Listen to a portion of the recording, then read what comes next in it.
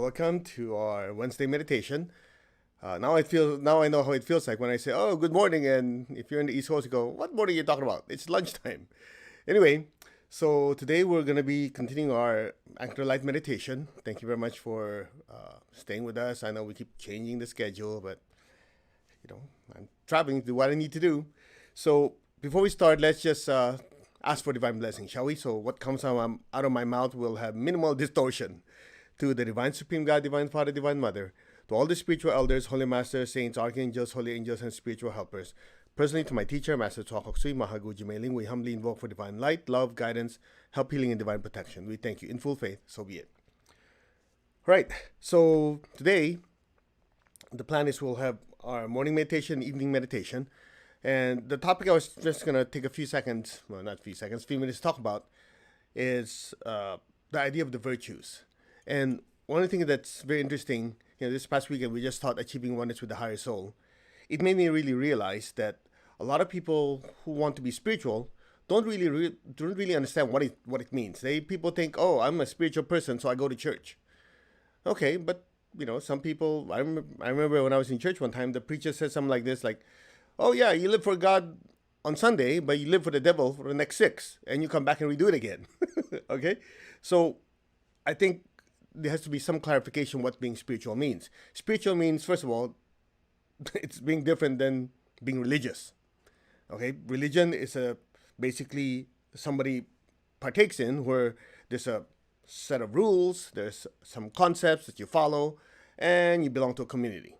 So the easiest way to understand it is to actually study what the Lord Buddha taught in the Buddhist tradition: the three baskets, the three treasures, three jewels, three this, three that. And I'm not fixated on that actual term, but the three things, the three concepts. One, there's the Buddha. Two, there's the Dharma. And three, there's the Sangha. You go, what the heck did you just cover? In other words, there's the teacher who came up with the information or the teachings. That's the Buddha, right? And then there's the Dharma, which is the path which involves all the teachings in it. And the Sangha is called the spiritual community. Now it's interesting, you'll notice this in the Christian tradition also. You have the Lord Jesus who gave the teachings. You have the Bible, which is like the Dharma, right? The teachings that was given by teachers and how do you live your life. And you have the church, the support system, right? You have same thing in the Muslim tradition, you have the Hindu tradition. Every tradition, you need to have these three things. First of all, the most important part of all that is the originator. Because without the teacher, well, anything goes, right? Could you imagine you throw a bunch of people in a location and you say, okay, go do your practice. They're going to go, do what? One person says, oh, I feel like chanting. The other one feels like, I feel like just sitting down doing nothing, staring at a white wall. This other person says, well, I'm going to eat ice cream because that's my my desire right now. You're all over the place, right? So there has to be someone who gives the rules, gives the concepts, gives the root teaching, if you will. So that's the teacher. And then that teacher, whoever he or she is, once they be able to establish what these core concepts and teachings are, have to be able to transmit it to the group of people. That group of people will have to receive it in a very organized manner, or at least it comes in a body of knowledge and it has to be organized. That body of knowledge organized is what you call the Dharma. So as you follow it, the Dharma, okay, that is my path. Well, you cannot have a path without a certain sequence. You cannot say, oh, by the way, my goal is something. They're going to go, what is it? I don't know. You have to say, okay, I want to experience more peace in my life. I want to experience enlightenment. I want to have better relationship. I want to have more money. I want to have this. There has to be some objective, and there's a set of rules or formulae, something like that. Okay, there's a group of protocols that a person follows. You put them together, put them in a sequence. That's what you call a path. You go from one to go to the next step, to the next stoplight, to the next road, to the next corner you turn, as the joke in the Philippines is, okay, you ask for directions to go, oh, you keep walking that way. When you see a kid peeing, okay, you make a right. When you see a dog barking, you go left, Either way, there has to be signposts. And that's what Dharma is. But in order to get there, you need to have a set of instructions. Make sense? That's why you have the Bible, you have the Quran, you have the Upanishads, the every spiritual teaching have their set of books and teachings. Now, the third part is also very, very important because which is the spiritual community. You have the church, right? You have churches, temples, mosque. It's not the physical structure. It's actually the people in there who has this common support for each other to keep gently nudging and pushing and supporting the people forward. You see, it's something like this.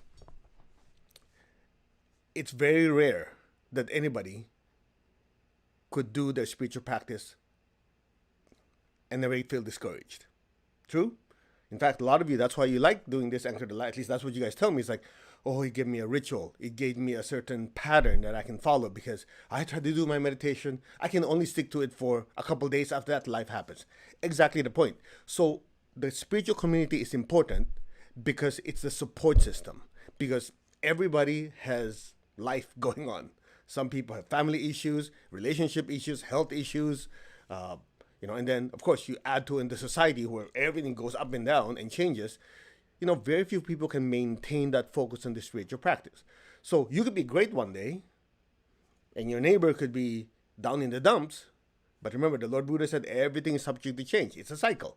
So you're doing great. So it's your job to support that guy. Now, you're not always going to be at the top. The wheel turns. Sometimes you're at the bottom. You never know. That person could be the person who helps you. So let's say, just to really make it simple, let's say you're a plumber. You're having electrical problems. You don't know what the heck to do, right? And the other person is an electrician. So when you're having problems with your plumbing, you need that guy to help you. When that guy's having plumbing problems, they don't have a clue. Electrical engineer will electrocute themselves if they use plumbing and water, you know what I mean? So they need your help. So just imagine this is a whole community, but it's dealing with more of what's going on in your personal life, your spiritual life. Now, here's the problem. Listen carefully.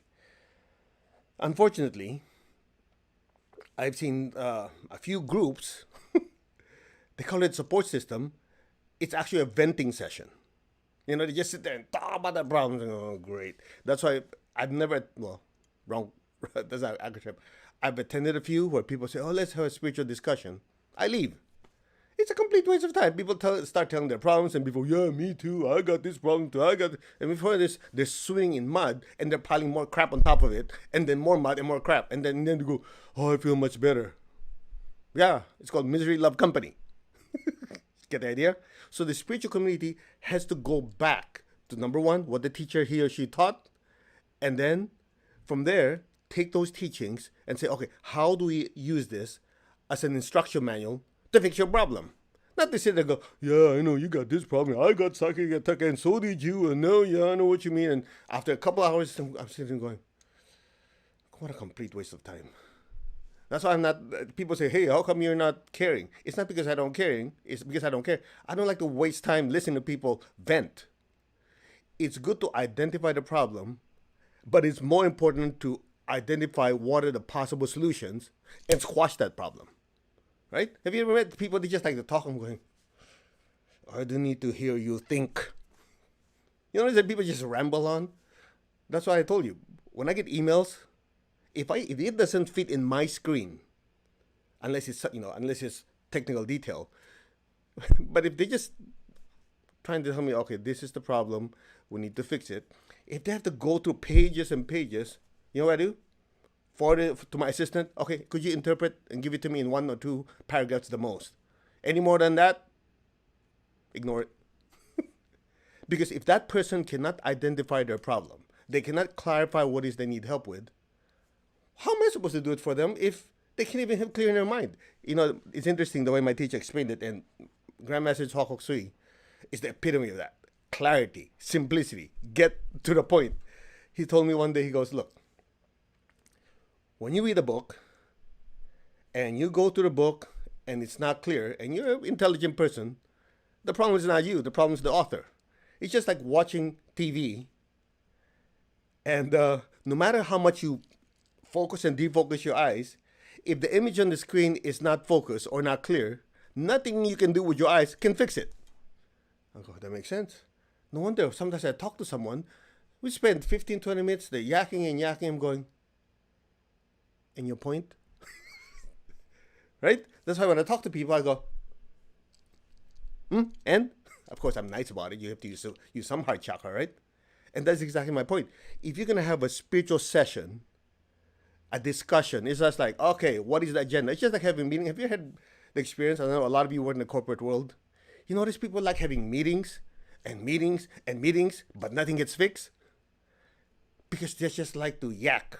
And I can't stand those. Even sometimes when we have meetings with certain people in the organization, I'm sitting there going, do I have to do this? My assistant goes, yes, you have to sit there and show support. That's why, of course, it's, what do you call this? It's impolite to be going like this over your phone, right? On your phone. So I sit there going, smile and nod. Get the hell to the point. I don't want to sit there and listen to you think. I know it's not nice. And to all of you who are listening to this, I apologize. But I think you know exactly what I'm talking about, right? You get to the spiritual meeting. Okay, today let's talk about what's troubling you. Okay, man, just vomit. No, you spit it out. Okay, let's talk. What kind of challenges are you having in meditation? Okay, number one, are you having physical experiences? Like, are you shaking? Are you having some pain? Okay, what is it? Let's tackle it. Next. Okay, do you notice when you do your meditation, there's a tendency to have some family or relationship issues? Okay, what is the problem? Okay, why are you having a problem? What's the solution? Let's fix it. Oh, when you're meditating, are you having certain experiences like you're starting to see stuff in the inner world and it's freaking you out and you don't know what to do? Okay, what is it? Okay, why do you think you're having it? What is the solution? Let's hit it. And if you approach life that way, then what happens is you're taking the teacher's teachings, right? And then you're using it to make your life better as fast as possible. Now, I know what you guys are saying. Yeah, but you're too stressful, man. You'll keep going. You know my answer to that question, right? Or to that comment. Go find another teacher. Maybe I'm not a good fit for you. Seriously, maybe I'm not a good fit for you because the way I was taught by my teachers, boom, like that. And the funny part is, I remember I used to ramble on, my earlier years with the teacher. Sit in the car. Master, what do you think of this? I'm fishing. And before he could even answer, Master, in ancient times they have this. And I keep rambling and rambling. He was quiet the whole time. He never interrupts. Very nice, very kind. And in one sentence, he answers my 20 minutes of yakking. And I felt so bad. I go, eeks, he just wasted the guy's time. So next time, I'm giving you a short version now, okay? Then afterwards I go, okay, if I ask this, he'll say this. If I say this, literally I have the entire conversation in my head and I go, okay, skip that, scratch that, skip this, scratch that. Okay, what exactly is my question? So then after that, our conversation got shorter and shorter. Not because he taught less and less, it's because I kept clarifying what is my question to the teacher. As I clarified more, I didn't realize he was actually helping me sharpen my mind. So by the time I asked the question, he gave a short answer. Here's the funny part. We could be driving for an hour. Master, what do you think of this and this? He gives me an answer. Okay, thank you, Master. And I'm driving. We have more silence than we have yakking. You know why? Because if it's not important, we don't waste our time talking about it. Of course, part of it is he will ask things like, oh, how's this healing group doing? I'll give him the answer. Oh, okay, good. Tell them to do this to make it more efficient. Tell them to do this and this so they can do that. Okay, yes, Master, done. And so what happens is by the time we get home, when I write down what he taught me, it's clear. And it's just the essence of it. Make sense? I'm sharing this with you because a lot of people on the spiritual path thinks spirituality is one of those you just space out of your mind. Oh yeah, there's a time for that. Enjoy it. But most of the time, it has to be pragmatic spirituality. What is the teaching? What is the objective of doing this meditation? And is it just to give myself a label? Oh, I'm a spiritual guy because I meditate. And how's that change your life? I don't know. It's supposed to. I thought the end result is just put a label on myself, Mr. Yogi. You get the point? There has to be a result of what you're doing? Are you having more inner peace? Do you have a better way of handling life? Are you less critical of people? Do you notice that even though there's a crisis, you used to chant Om. Oh my God, oh my God, oh my God. People chant Om, but not in that way. Do you notice that, okay, when things happen, do you ever tend to say, all right, let's not go crazy over here. What exactly is the issue? What are the options in fixing it? Instead of going crazy, and then after all that screaming and yelling, okay, let me calm myself down. What is the solution? As you keep doing your meditation, spiritual practice, do you notice that you become more proactive in handling life? Or is it like, let's see what happens? Because that's one thing that people have problems with. They think they're spiritual by, I'm waiting for the download. Just get off your ass and fix the problem. You don't need the download because you already have the information. Get the idea? I've seen that before. Oh, I'm waiting for the download. I'm waiting for the angels to teach me. It's like, you've been reading spiritual books and studying for the last 20 years. You don't need a stupid download because the book is in your face. That sounds harsh, but it's true. I've met people, they can quote you verses from Quran, from Bible, from Upanishad to the Vedas. They quote things left and right. And their life is a big fat mess. Because they're waiting for a download when the information is there. Get the idea? It has to be pragmatic, practical spirituality. And that's why this past weekend, when we had Achieving Oneness with the Higher Soul, it's interesting. As I was teaching the class, I'm having realizations. What's that going on? And go, wow. Because people did ask the question to go, okay, well, how do I have these steps to improve my life? And that's why, if you're with me this past weekend, you notice I really emphasize a lot on the 5 virtues, because the 5 virtues, I'll repeat it to you, and it's in all the pranic healing books. Loving kindness and non-injury, generosity, non-stealing, honesty, non-lying, constancy in effort and non-laziness, and last one, moderation, non-excessiveness. You go, oh, how do you have that memorized? You have it? Yeah, I have it memorized because he's been pounding it on my head for the last 30 years.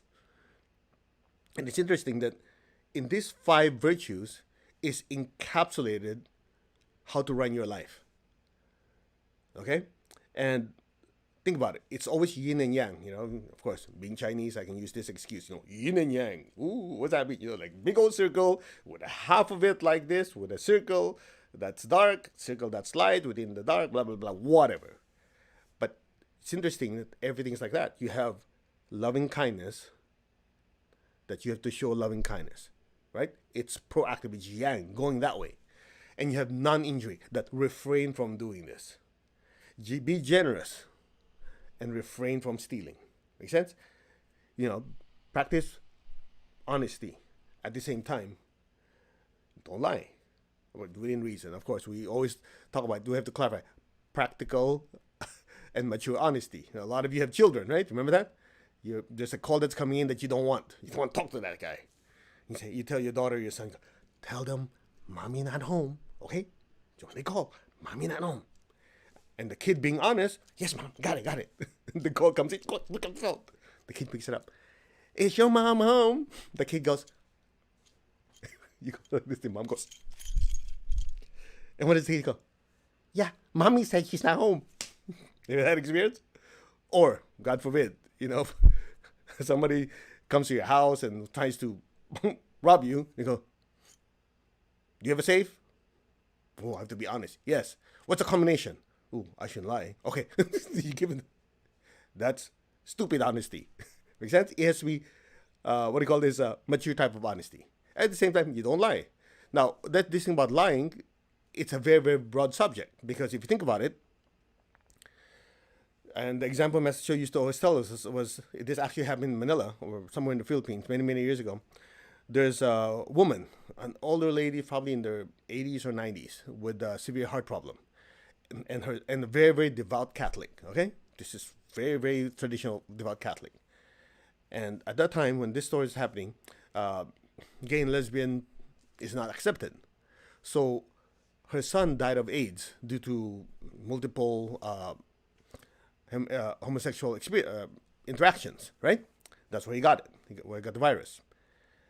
And when the son died, the family had a meeting and they talked about, if you told mom that the reason he died was because he conducted a homosexual experience, and the mom is completely against it, with a heart problem, that could kill her. So after further discussion, the family decided, okay, we're not going to really lie to her, but we will withhold certain truths because otherwise it would cause even more damage. I mean, they really went to that discussion. And so they just told him, oh, the son died to a very bad infection that the body could not treat. The doctors could not treat. You get my point? Now, I'm sharing this with you. It might be very obvious because I framed the entire thing for you. What if somebody walks up to you, looks at you, go, you're such a damn failure because, you're not smart, you didn't have this education, you didn't have this, which could be partially true, but they're using truth to what? To basically hurt you. You have that experience? That's why, if you remember, many years ago, about last year, we have this talk like, okay, the many teachings say, if you're going to say something to someone, number one, is it absolutely true? Number two, is it really necessary for you to tell them? And number three, is it kind? Remember that? We had that talk before. And if the answer to those are all no, or one or two of them is no, right? And then there's constancy, aim and effort, and non-laziness. I love that one. You probably know. And the funny part is, my assistant, last week, whenever, was my birthday. Guess what the book he gave me? How to charge in life like a rhino. I go, yeah, like I need more, right? So, constancy of aim and effort. If you think about it, there are many people who are very talented, very gifted. They're outpaced by people who know what their target is, bites on it, and never let go. Constancy of aim and effort. In their relationships, in their health, in their spirituality, in their education, right? Constancy, aim, and effort. And non-laziness. So it's yin and yang. And the funny part is, I heard this from Tony Robbins also. Some people say, oh yeah, I'm really interested in my health. I signed on to a gym. I paid for I make things up, 5-year membership. The question he always asks is, how often do you go? Whenever I can. When people ever say that, you always pin them down. When? Because the magic question of when shows commitment. And they go, oh, we don't have time. When? You pin them down at some point. The fact that they're eluding you, that means they're not going. Of course, it depends. You have to practice kindness. But if you want to nail them down, you go, how many times a week? Couple times a year. So you expect that you're suddenly going to be fit just by signing and going sometime. You know how ridiculous that is? But that's what people do. Same thing with spirituality. I want to have more inner peace. Oh, I'm into meditation. When? How often? That's that. No constancy. Then you look at certain people, they're not very smart.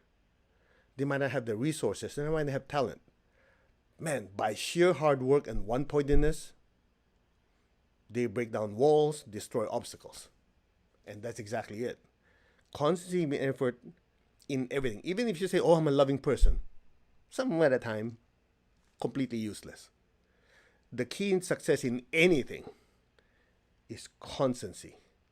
Now, one of the big things that prevents constancy, and that's part of the emotional healing we're doing this weekend, not this weekend, this Friday, that continues, is the fear of failure and fear of success. So on Friday, even though I'm here in Florida, where I'm traveling, the work continues. Remember, constancy. So have your bucket of salt water. We're gonna do meditation, and we're gonna go in and disintegrate a lot of these fear of success and fear of failure thought forms that we've created for ourselves. Because a lot of times you go, I want to do this, but as you're charging forward, little doubts pop up. Notice that? And those little doubts add on to more doubts, and before you know it, you have this crazy conversation with the three of you. Me, myself, and I. Yeah, I know what you mean. Oh, yeah, 3 years ago. Yeah, how do I know it's not going to happen? Before you know it, you're swimming in your own crap. Then you complain, yeah, somebody's attacking me. That's why I didn't succeed. No. You're the captain of your own ship. And some people Instead of P, it's a T. But I'm not supposed to swear. Loving kindness in words, but you know what I'm talking about? So this Friday we'll do the disintegration because a lot of people don't realize they are holding themselves back. Okay? Constancy and effort. After, and the last one is moderation and non-excessiveness. That part, I'm not a I'm not really qualified to talk about too much because when it comes to work, I don't know how to do moderation. But there are other parts of it we'll talk about. But essentially, moderation, non-excessiveness is trying to balance these things. Like, okay, you're very constant, but at the same time, you have to be loving when you do it. You don't just mow down everybody in your way. Some people say, my goal is success is whoever gets in my way get destroyed. You probably get to your objective, but you generate so much negative karma along the way. Once you hit that objective, the negative karma hitting you could build up and destroy everything you created. That's why in the early years, I had that tendency. I keep going, and it's like, how come when I'm about to succeed, everything falls apart? Because of the negative karma I generated on the way there because people got hurt. And I want to share this with you because there are some people who says, what counts is the result.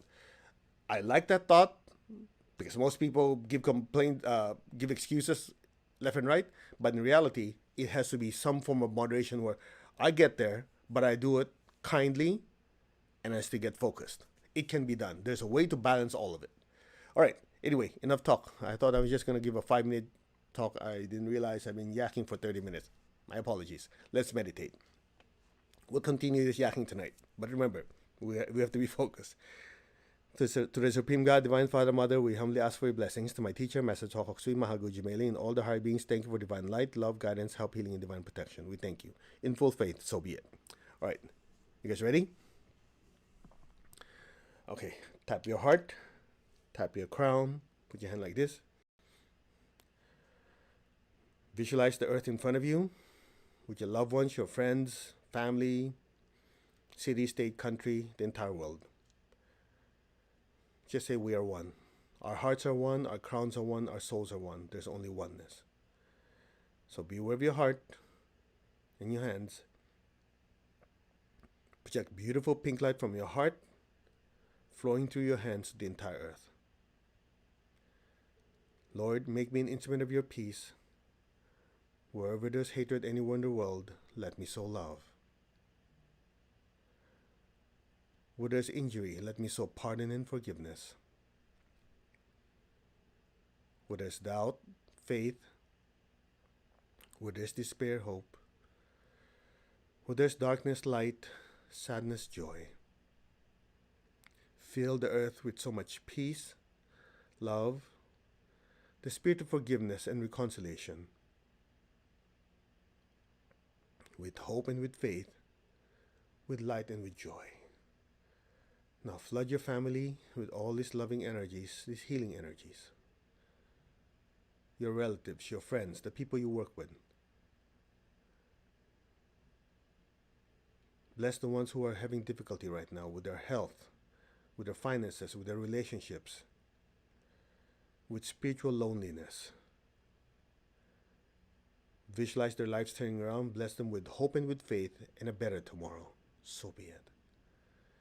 Where there's darkness, light. Darkness usually in spiritual teachings means the ignorance of one's true nature, a being of spiritual light. That's why people are in darkness.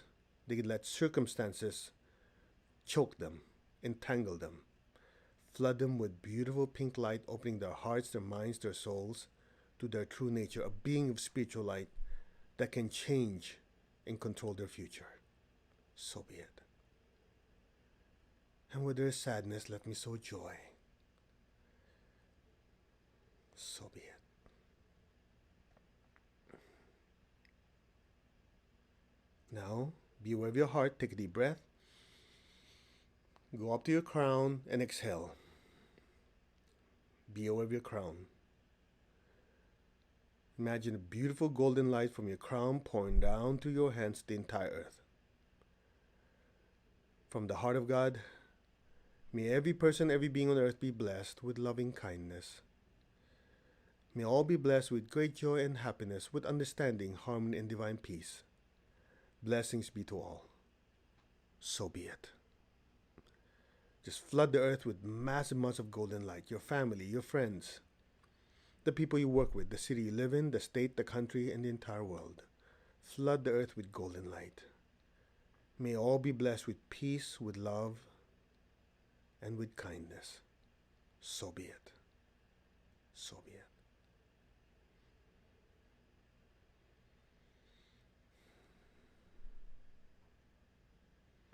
Now, be aware of your heart and your crown. Take a deep breath.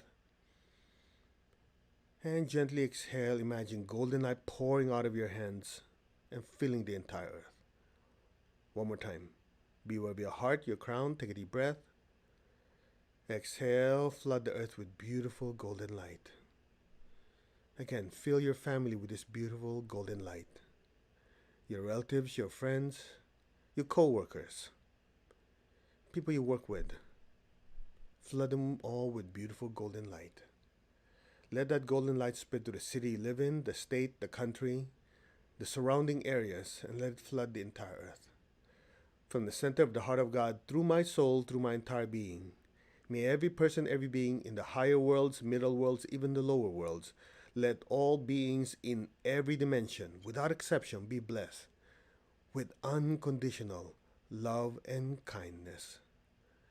Let all be blessed with great joy and happiness, with understanding, harmony, and peace. Just be aware of your heart and crown. Be aware of your soul, your spiritual self. Allow your entire being to simply be a clear pipeline for these divine blessings to flow through. Just say, we are one. We are one. And in this oneness, we humbly ask to be utilized as channels to bring peace, love, and kindness to every being on earth now. So be it. Bless your political system. Many parts of the world, especially in the United States, are in turmoil. Let there be peace. Let there be love. Let there be kindness. Let there be divine order. Not human order, divine order. So be it. We'll chant Om Mani Padme Hum to allow the energy of mercy and compassion to flow through us. Let it permeate every person, every being in every dimension, with peace, with love, with compassion, and with kindness. Be aware of your heart, your crown, your entire being. Om Mani Padme Hum. Om Mani Padme Hum. Om Mani Padme Hum. Om Mani Padme Hum.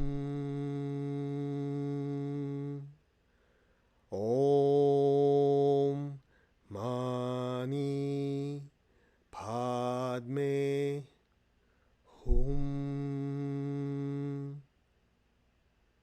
Om Mani Padme Hum. Bless your family, your friends, your relatives. Bless the people who are sick with COVID-19 and whatever ailments they have.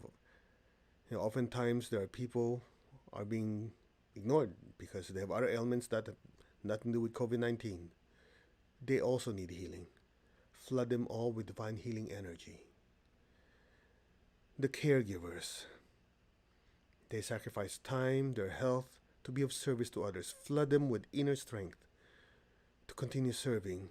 Simultaneously bless them with healing energy and divine protection. So be it.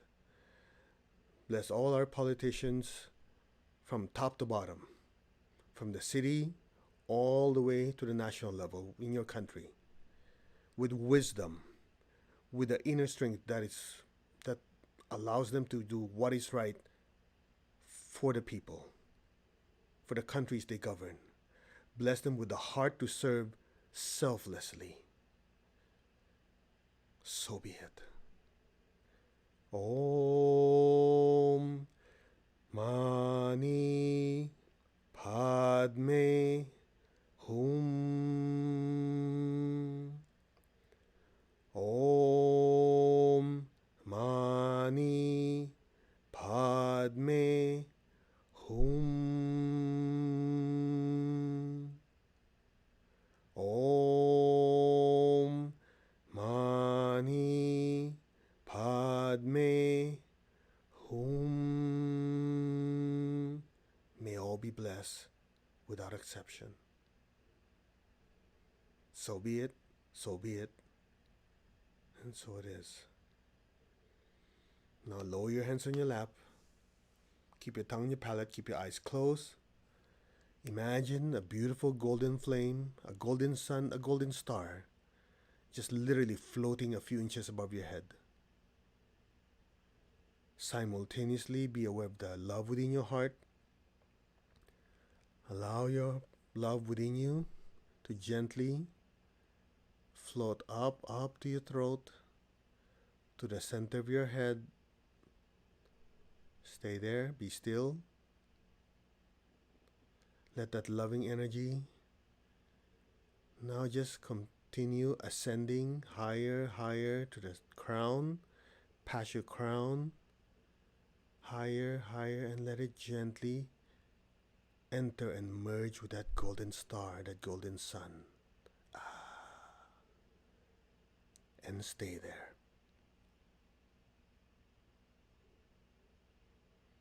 Now listen from within that golden star, that golden light. Om.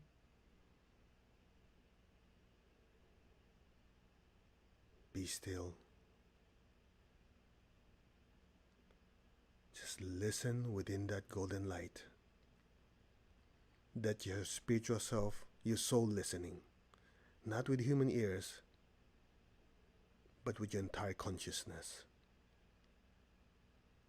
You are listening from within that light, because you are that light. Om.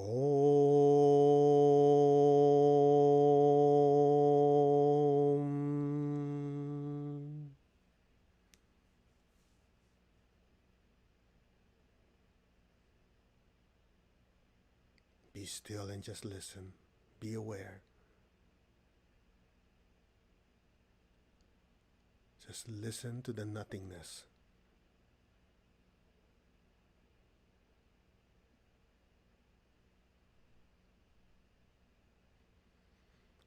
Om.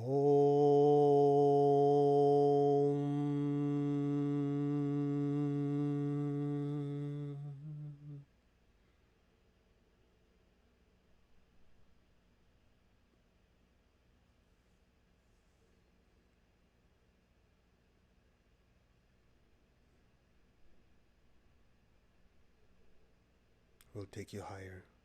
Just be receptive.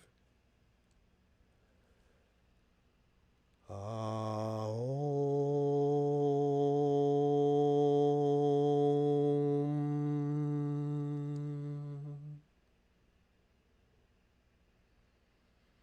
Mani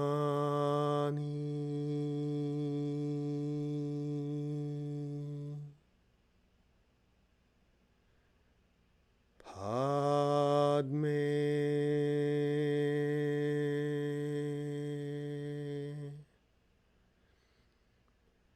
Hum.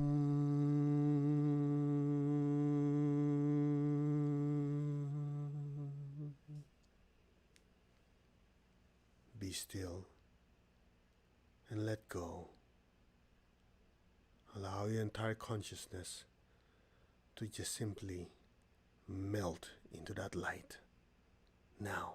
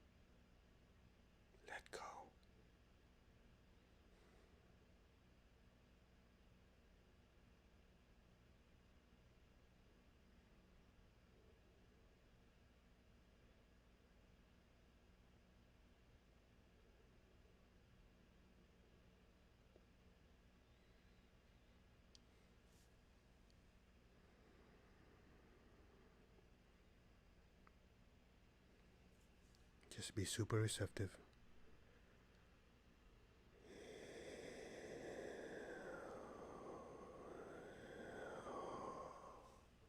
Let go.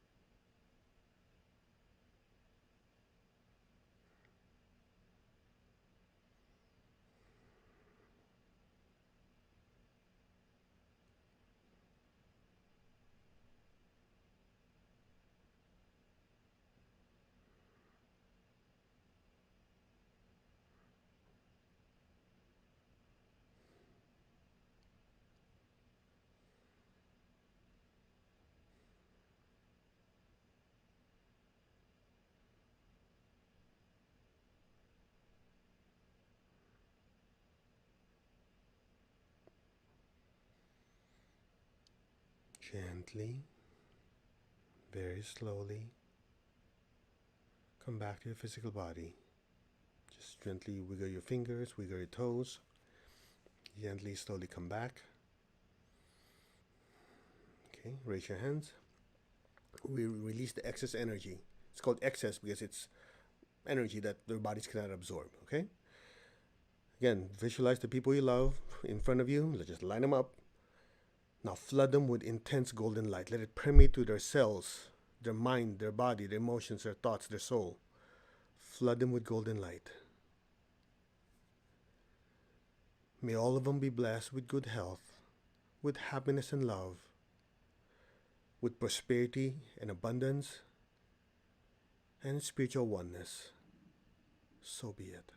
Flood them with golden light. Bless your job, your career with success, with progress, with abundance and prosperity. So be it. So be it. Now, be aware of your feet, the base of your spine. Put your golden light down into Mother Earth. Flood the earth below you with golden light. Let our beloved Mother Earth be blessed with divine light, divine love, and divine power. Let our beloved Mother Earth be healed, regenerated, and revitalized. Blessings be to Mother Earth. So be it. So be it, and so be it. So it is. Keep going. This allows you to come back to your body. For the ones who kind of fell asleep or they're still floating somewhere, this allows you to be in your body at the same time. May all be blessed with peace, love, and kindness. So be it. All right, let's give thanks to the Divine Supreme God, Divine Father, Mother. Thank you to all the spiritual elders, holy masters, saints, archangels, holy angels, and spiritual helpers. Personally, to my teacher, Master Chokok Sui Mahagu Jumailing. Thank you. In full faith, so be it. All right. Short meditation, but we cranked it up. Now, just a few things, then we'll let you go. Many times during meditation, people fall asleep. And some people comment on it on different platforms. They say, hey, yeah, I love the meditation, but I don't know if I'm meditating if I was snoring. Okay, it's as simple as this. Assuming your aura and your chakras are relatively even, okay, like straight like this, close enough. At night, when your body sleeps, the upper chakras open up substantially, which of course the lower chakra shrinks, so you look like a V. Your aura looks like a V. That's because the soul is going out and traveling. That's what you call expansion of consciousness, okay? So when you're meditating, when you're really going beyond your body, your attention's outside your body. That's why the flame is out here, right? So when you do that, your awareness follows what you put your attention to. So your aura starts doing this. Now, if your physical body cannot handle the energy, you check out. That's why some of you are meditating and you go, right? And you start dripping stuff. So the solution is quite simple. Number one, you already know, I know some of you are going to complain about this, but I don't really care. Do not do any of our meditations laying down. Guaranteed you'll fall asleep. Okay? Number two, when you're sitting, prop yourself so you'll be able to sit comfortably. And the most important part of all of it, before we do our meditation, make sure you do your physical exercises.